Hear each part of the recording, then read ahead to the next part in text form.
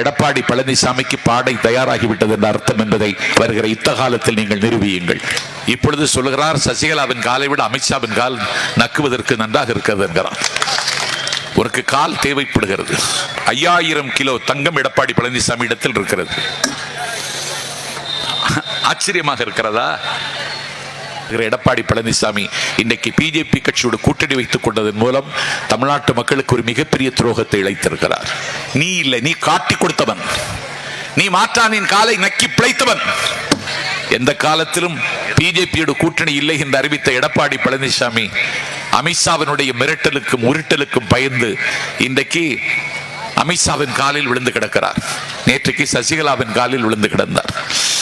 இப்பொழுது சொல்லுகிறார், சசிகலாவின் காலை விட அமித்ஷாவின் கால் நக்குவதற்கு நன்றாக இருக்கிறது என்கிறார். ஒரு கால் தேவைப்படுகிறது. நீ கால்களை தேடி பயணம் செய்கிறாய்.